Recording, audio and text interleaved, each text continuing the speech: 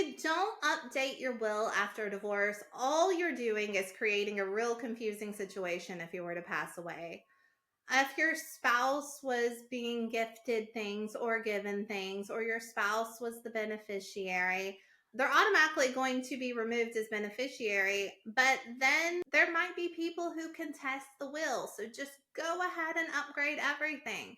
You want, if there is, the probate process to be seamless. It just makes sense to clean up things, get a new will, get things designated so that when you're past, your children, your family members, they're not struggling to figure out your estate. You don't want to put more burden on your loved ones once you go.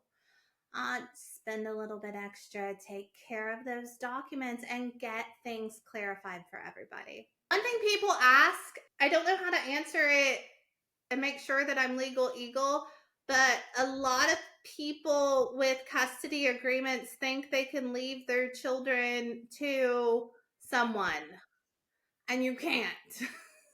If you are divorced or in a custody case, you can't leave your conservatorship to someone. The other biological parent will take the child.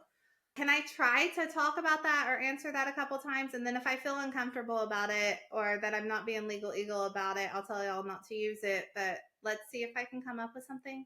After a divorce or after a custody agreement is entered, I have a lot of people come to me and they're like, they're the primary parent.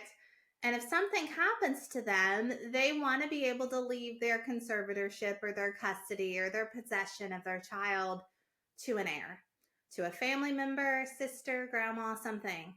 You cannot do that.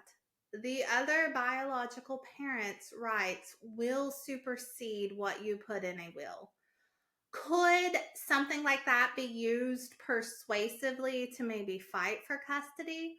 Possibly, but it's not going to have any legal standing. The other biological legal parent will be the conservator, and they will get the children until another custody case is filed. So you cannot come to me to do a will to pass on your children.